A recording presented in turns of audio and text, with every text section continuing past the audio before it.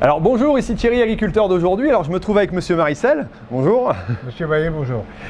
Donc voilà, qui est tout simplement mon fournisseur de GNR. Et ces derniers temps, j'ai eu pas mal de questions que je me posais un petit peu sur le GNR, voilà, le carburant en général. Et j'ai voulu venir le voir tout simplement pour savoir voilà, comment ça se passait et avoir un peu plus de détails là-dessus. Alors j'ai une première question parce que j'ai demandé à mes auditeurs de Facebook voilà, qui s'inquiètent un peu de ça. Alors est-ce que vous pouvez me redéfinir un petit peu le GNR par rapport à ce qui était le fuel? Alors le GNR, ça fait quoi, 8 ans que ça existe, c'est ça? 8 ans environ, oui, c'est ça, oui. Et donc la différence qu'on a par rapport à ce que c'était avant, j'allais dire le fuel en lui-même ou le gasoil, quoi. Le fuel était à une base, il était à 1000 ppm au niveau du soufre. D'accord. Aujourd'hui, on est sur une base gasoil, on descend exactement comme le gasoil routier, à 10 ppm. D'accord, donc quelque chose de plus fin. Moins polluant. C'est surtout un problème de pollution, quoi. Voilà. D'accord. Et dans lequel on a introduit l'huile végétale. Dans le GNR, on a des produits qui sont moins stables que ce qu'on avait avant, alors c'est ça? Voilà, c'est beaucoup moins stable. C'est beaucoup moins stable. C'est pour ça qu'on peut le conserver, on dit environ 6 mois sur... 6 mois, GNR basique, un gasoil ou un gasoil non routier, en moyenne, ça se conserve 6 mois. D'accord. Et par contre, l'ancien gasoil, lui, c'est une question de fiscalité aussi. Il y a une différence qu'on peut mettre dans sa cuve, j'allais dire pour alimenter sa chaudière. C'est plus le même carburant que celui qu'on met en GNR. Ah non, c'est complètement différent. D'accord. Et on va encore avoir une évolution à l'avenir qui va reséparer les carburants qui vont être entre le TP et l'agricole, c'est ça? Maintenant, depuis la semaine dernière, on nous a annoncé, parce qu'on voulait passer le TP en gasoil. D'accord. Comme il y a beaucoup de soucis au niveau de vol sur les chantiers du fait que la couleur du gasoil, donc on va différencier la couleur, il y aura une nouvelle couleur, on ne sait pas encore, mais il y aura un prix différent avec une couleur différente. Voilà. Donc il va encore y avoir une évolution réglementaire. Il y aura un GNR, un gasoil non routier pour tout ce qui est ETA, travaux agricoles bien sûr, forestiers et compagnie, et ensuite pour le domaine du TP, ça sera différent, il y aura un GNR, un gasoil non routier avec une couleur différente. D'accord, alors là moi j'ai une question de Nicolas. Avec des taxes différentes aussi. Qui me disait, voilà, au niveau des usages, donc le GNR c'est bien réservé aux usages non routiers, donc agricoles. À partir du moment où on a une benne de TP, on doit utiliser du gasoil. Normalement, benne de TP, c'est du tracto, c'est du gasoil. Gasoil. Voilà. D'accord. Et après, si on va sur la route, on doit... C'est gasoil blanc. Il n'y a que les pelles, tout ce qui est qui reste vraiment sur le chantier. Qui ne va pas sur la route. Qui ne va pas sur la route, reste au GNR. Voilà. D'accord. Alors ensuite, j'avais une autre question de Flavien, c'est est-ce qu'il existe différents types de GNR, des GNR normaux ou des GNR supérieurs quelque part? Oui, bien sûr, il y a le GNR normal et nous aujourd'hui on a trouvé le GNR qu'on additive avec Safety Carb. D'accord. Et donc ça c'est un produit qui vous permet de quoi? D'avoir plus de stabilité? Voilà. Quels sont les avantages? Plus de stabilité, disons au niveau filtre. Ouais. On fait 3 fois plus d'heures avec les filtres. D'accord.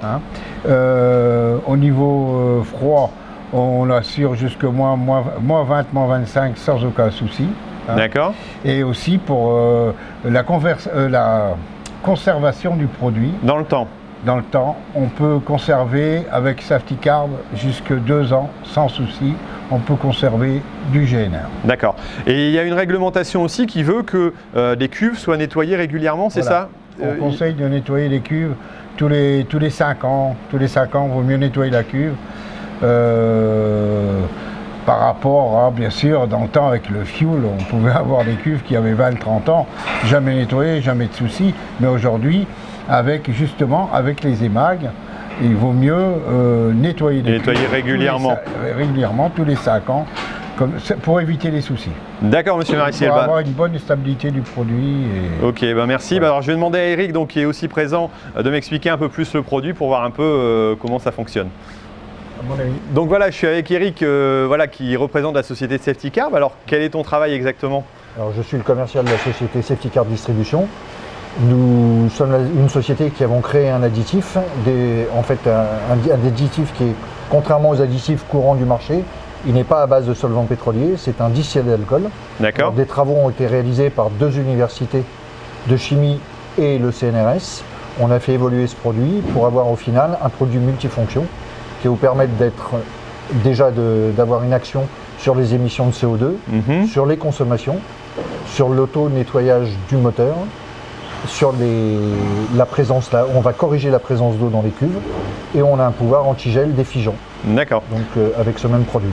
Alors moi, ce que je voulais aussi dire, voilà, c'est je me suis intéressé à ce produit tout simplement parce qu'il y a un article d'Entraide qui a été écrit sur la base d'un test qui a été fait par quelle structure? Par Top Moteur Sud-Est. Top Moteur Sud-Est, et qui indiquait que voilà, on arrivait à des réductions de consommation jusqu'à 10%, ce qui est quand même assez impressionnant. Et donc d'arriver à diminuer sa consommation de carburant actuellement, bon, avec le prix du carburant, en plus les consommations qu'on a eues cet automne avec les travaux qui ont été quand même assez compliqués, c'était plutôt intéressant, quoi. Et donc ce produit-là, on peut l'amener tout simplement dans sa cuve, il va permettre de maintenir aussi dans le temps et de stabiliser le produit, c'est ça? Oui, comme le disait M. Maricel, en fait on va empêcher l'oxydation du carburant avec la présence de notre additif dans vos cuves. On va empêcher la présence l'oxydation du carburant, la présence d'eau, d'accord, donc la prolifération d'algues ou de bactéries à l'intérieur de votre cuve. Et il a un pouvoir, comme le disait M. Maricel, on change moins de filtres, on a plus de souplesse au niveau du moteur et on a des gains de consommation. On a une reconnaissance de l'ADEME sur ce produit, on est certifié par l'ADEME et surtout on est éligible à la fiche d'économie d'énergie.